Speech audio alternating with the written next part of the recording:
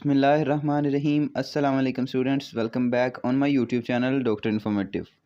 Dear students, बहुत से बच्चे कमेंट सेक्शन में सेम क्वेश्चन कर रहे हैं कि sir government sector nursing colleges में BS nursing 4 year degree program के लिए जो एडमिशन के लिए एडवर्टाइजमेंट शाया होनी थी यूएचएस के ऑफिशियल नोटिफिकेशन के अकॉर्डिंग, वो तो 4th वीक ऑफ सितंबर में शाया की जानी थी, लेकिन अभी तक वो डिले का शिकार है। इसकी रीज़न क्या है?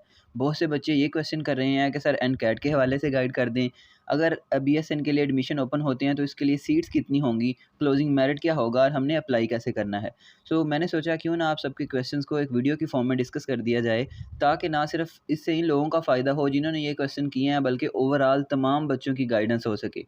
आज की इस वीडियो में बेसिकली बात करेंगे कि नर्सिंग एडमिशन जो है वो डिले का शिकार क्यों है, इसकी क्या रीज़न हो सकती है। दैन एनकैट के हवाले से बात करेंगे, सिलेबस के हवाले से बात करेंगे, फिर हम देखेंगे कि अगर नर्सिंग के एडमिशन ओपन होते हैं तो क्या चांसेस हैं कि सीट्स कितनी होंगी।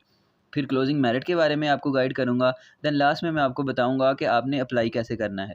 इन तमाम बातों की कंप्लीट डिटेल जानने से पहले आपसे यही रिक्वेस्ट है कि अगर आप इस चैनल पर नए हैं तो चैनल को सब्सक्राइब करें, बेल आइकन को लाजमी प्रेस करें ताकि मज़ीद आने वाली इन्फॉर्मेटिव वीडियोज़ भी आप तक पहुँचती रहें। और वीडियो को कंप्लीट वॉच कीजिएगा ताकि आपके जहन में किसी किस्म की कोई कन्फ्यूजन ना रहे। Let's start the video. सबसे पहले हम बात करते हैं कि यूएचएस की जानिब से BS nursing 4 year degree program में एडमिशन के लिए जो स्केड्यूल दिया गया था, जिसमें टेस्ट की डेट बताई गई थी, फिर उसके बाद एप्लीकेशन सबमिट करवाने की डेट बताई गई थी, क्लासेस स्टार्ट होने की डेट्स बताई गई थी, उसको फॉलो क्यों नहीं किया गया। देखें, आप सबको इस बात का आइडिया होगा कि हर साल एमबीबीएस और बीडीएस में पब्लिक सेक्टर में एडमिशन के लिए जो हमारे पास टेस्ट कंडक्ट कराया जाता है, जिसे एमडी कैट के नाम से जाना जाता है, तो इस साल यूएचएस ने कंडक्ट करवाया है। लेकिन उसमें बहुत से ब्लंडर्स कह सकते हैं आप या मिस्टेक्स कह सकते हैं, वो देखने में आई हैं। पहले बच्चों को कीज़ जो है प्रोवाइड की गई, उनमें गलतियाँ थी। फिर उनके पेपर का एनालिसिस किया गया तो उसमें 6 एमसीक्यूज़ को रिमूव किया गया। देन अगेन एनालिसिस के बाद 2 और एमसीक्यूज़ को डिलीट किया गया और 2 और ग्रेस मार्क्स दिए गए बच्चों को। बहुत सी ब्लंडर्स देखने में आए जो यूएचएस ने एमडी कैट कंडक्ट करवाया था। बहुत से लोगों ने यूएचएस के ख़िलाफ़ जो है वो अपील की हुई थी हाई कोर्ट में, और वो अभी तक केसेस अनसर्टन चल रहे थे। और आपको इस बात का भी आइडिया होगा कि इस साल जो नर्सिंग कॉलेजेस एडमिशन टेस्ट होने जा रहा था, वो भी यूएचएस ने कंडक्ट करवाना था। तो ऐसा हरगिज़ पॉसिबल नहीं है कि 1 वीक पहले जो यूएचएस ने पेपर कंडक्ट करवाया हो उसमें ब्लंडर्स हों, उसमें मिस्टेक्स हों, और 1 वीक बाद वो दोबारा से एक और नया पेपर कंडक्ट करवा दे। ये उस वक़्त तक मामला सॉल्व नहीं होगा जब तक यूएचएस अपने प्रीवियस जो एमडीकैट कंडक्ट करवाया है उससे बरी नहीं हो जाता, कि उसकी अपनी सफाई पेश नहीं कर देता कि उन्होंने जो पेपर कंडक्ट करवाया है वो बिल्कुल एक्यूरेट है। इसलिए आपका जो पेपर है वो डिले का शिकार है, क्योंकि जिस बॉडी ने आपका पेपर कंडक्ट करवाना है वो इटसेल्फ ही उसकी सिचुएशन नाजुक नज़र आ रही है। आप जो है थोड़ा हौसला रखें। जैसे ही केसेस थोड़े सर्टेनिटी की तरफ आते हैं तो आपको इन्फॉर्म भी किया जाएगा, उस नोटिफिकेशन को जो है रीशेड्यूल भी किया जाएगा। देन आपको प्रॉपर्ली गाइड किया जाएगा कि आपका टेस्ट होगा या नहीं होगा, टेस्ट का सिलेबस क्या होगा, एफएससी बेस्ड होगा, मैट्रिक बेस्ड होगा या क्या, ये तमाम चीज़ें आपको वाज़ेह की जाएँगी। परेशानी की कोई ज़रूरत नहीं है। जैसे ही कोई अपडेट मिलेगी तो वो आपके साथ ही शेयर की जाएगी। देन दूसरे क्वेश्चन की तरफ चलते हैं कि बहुत से बच्चे ये कह रहे हैं कि सर क्या एनकैट होगा या नहीं होगा? हमें ऑनलाइन तैयारी स्टार्ट करनी चाहिए या फिज़िकली किसी अकेडमी को जॉइन करना चाहिए? इसका एक सिंपल सा सॉल्यूशन है। चूँकि अभी तक जो है यूएचएस ने कहा था कि वो एनकैट कंडक्ट करवाएगा, तो हमने मान लिया। उन्होंने ऑफ़िशियल साइट पे ये नोटिफ़िकेशन भी दिया कि एनकैट कंडक्ट होगा। इसका मतलब है कि अगर ऑफ़िशियल बॉडी कह रही है, कंडक्टिंग बॉडी कह रही है कि हम इस साल एनकैट लेंगे, तो इसका मतलब टेस्ट तो लाज़मी होगा। चाहे आगे पीछे हो जाए लेकिन होगा ज़रूर, क्योंकि ऑफ़िशियल नोटिफ़िकेशन आ चुका है। अब इसका सिलेबस के हवाले से आपको चूँकि अभी तक गाइड नहीं किया जाएगा, तो इस हवाले से अभी तक कुछ नहीं कहा जा सकता। लेकिन हाँ, अगर आप ये सोच रहे हैं कि अभी आपको तैयारी स्टार्ट करनी चाहिए या नहीं स्टार्ट करनी चाहिए, देखें, अगर आपने इस एग्ज़ाम को क्लियर करना है, अगर ये होता है तो आपको तैयारी अभी से स्टार्ट कर देनी चाहिए। बहुत सी ऑनलाइन अकेडमीज़ जो हैं वो अच्छा काम कर रही हैं, आपको फ्री ऑफ कॉस्ट यूट्यूब पे भी जो है नर्सिंग कॉलेजेस एडमिशन टेस्ट के लिए तैयारी स्टार्ट करवा दी भी है उन्होंने। लेकिन उसमें कोई बुराई नहीं है कि अगर आप उनके लेक्चर्स लें और साथ-साथ अपनी बुक्स को रीड करते जाएँ, तो इसमें कोई मसला तो नहीं है ना? क्योंकि आपका जो प्रीवियस नॉलेज है वो ज़ाया तो नहीं होता, वो बल्कि हायर क्लासेस में आपके काम ही आता है। आपकी बेसिक्स और ज़्यादा स्ट्रॉन्ग हो जाएँगी। लेकिन अगर आप तैयारी नहीं करते और टेस्ट कंडक्ट हो जाता है, तो फिर आपको ऑब्वियसली मार्जिन से हार माननी पड़ेगी, क्योंकि जो स्टूडेंट्स अभी से प्रिपरेशन कर रहे होंगे वो तो ऑब्वियसली आपसे आगे निकल जाएँगे। इसलिए अगर आप अभी तैयारी स्टार्ट कर भी दें और टेस्ट ना भी हो, तो इससे आपको कोई नुकसान नहीं होगा, बल्कि आपको कोई ना कोई फ़ायदा ही होगा। जो बंदा आपको फ्री ऑफ कॉस्ट तैयारी करवा रहा है, चाहे वो मैं हूँ या कोई और यूट्यूब चैनल वाला हो, तो आप उससे लाज़मी प्रिपरेशन करें। और उनके साथ कोऑपरेट करें। देन नेक्स्ट क्वेश्चन की तरफ चलते हैं कि अगर जो है नर्सिंग के एडमिशन ओपन होते हैं तो सीट्स कितनी होंगी। सो सीट्स बेसिकली जो है अनाउंस होती हैं बीएसएन के लिए, वो या तो 3000 होती हैं या 6000 होती हैं।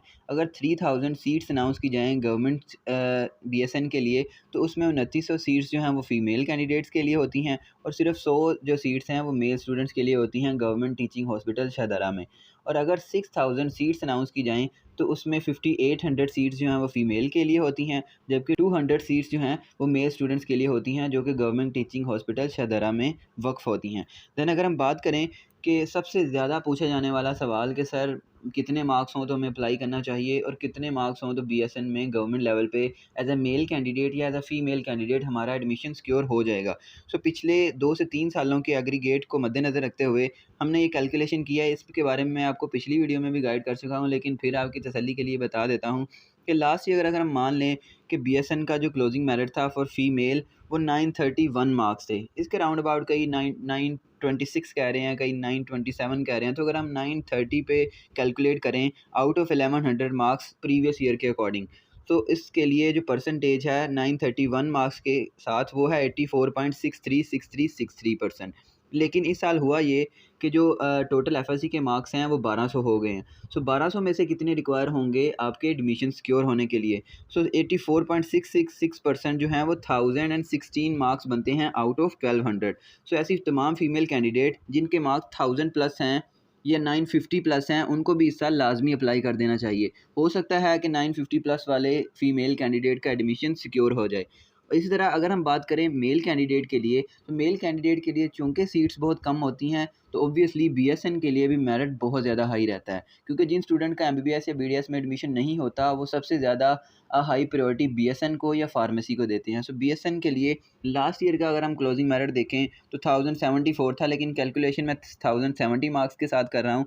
सो 1100 में से अगर हम बात करें 1070 मार्क्स पे क्लोज़ हुआ था, लेट्स सपोज़, तो इसकी जो परसेंटेज है दैट इज़ 97.272727%। सो अगर हम देखें कि इस साल जिन बच्चों के 1200 मार्क्स थे उनको कितने मार्क्स रिक्वायर होंगे कि उनका एडमिशन सिक्योर रहे। सो 1200 की जो 97% है वो 1167 मार्क्स पे बनती है, जो कि इस साल आना बहुत मुश्किल है। तो इसलिए हम कह सकते हैं कि ऐसे तमाम मेल स्टूडेंट्स जिनके मार्क्स 1100 प्लस हैं वो लाजमी अप्लाई करें बीएसएन के लिए, और ऐसे तमाम फीमेल स्टूडेंट्स जिनके मार्क्स 950 प्लस हैं, चूँकि सीट्स ज़्यादा होती हैं तो उनके लिए चांसेस बढ़ जाएंगे कि उनका एडमिशन सिक्योर हो सके। अब लास्ट एंड इम्पॉर्टेंट बात कि आपने बीएसएन के लिए अप्लाई कैसे करना है। सो देखें, जैसे ही बीएसएन में एडमिशन ओपन होंगे एडवर्टाइजमेंट को शाया किया जाएगा, आपको अप्लाई स्टार्टिंग डेट और एंडिंग डेट बता दी जाएगी। आपने उसके दौरान करना क्या है कि panastu.phf.gop.pk इस ऑफिशियल वेबसाइट पे जाना है। पहले तो यही होता था कि इसी वेबसाइट के थ्रू ओपन होता था, लेकिन इस साल अगर कोई चेंजेस हुई तो आपको बता दिया जाएगा, लेकिन मोस्ट प्रोबेबली चांसेस हैं कि इसी वेबसाइट के थ्रू ऑनलाइन ही अप्लाई होगा। इस वेबसाइट का लिंक मैं आपको अपनी डिस्क्रिप्शन में भी दे दूँगा। जैसे ही आप इस लिंक पर क्लिक करेंगे तो आप ऑफिशियल वेबसाइट पर पहुँच जाएँगे, जाके आप एलिजिबिलिटी क्राइटेरिया और ये वो दीगर चीज़ें देख सकते हैं। जैसे ही अप्लाई का प्रोसीजर स्टार्ट होगा, एनकैट के बारे में कोई ऑफिशियल डिटेल्स शाया होंगी या आपको इसके सिलेबस के हवाले से कोई अपडेट्स मिलेंगी, तो इसी चैनल पर आपको गाइड कर दिया जाएगा। और आपको इसकी तैयारी के हवाले से भी कुछ बातें तो मैं पहले बता चुका हूँ पिछली वीडियोज़ में, आप वो देख लीजिएगा। वरना अगर कोई और बातें एक्स्ट्रा ऐड करनी हुई तो मैं नेक्स्ट वीडियो में आपको बता दूँगा। उम्मीद करता हूँ कि आपको ये वीडियो पसंद आई होगी। मज़ीद इस तरह की इन्फॉर्मेटिव वीडियोज़ के लिए मेरे चैनल को सब्सक्राइब करें। अगर कोई बात समझ नहीं लगी तो नीचे कमेंट सेक्शन में लाजमी पूछिएगा। मिलते हैं नेक्स्ट वीडियो में, तब तक अपना ख्याल रखिएगा। अल्लाह हाफ़िज़।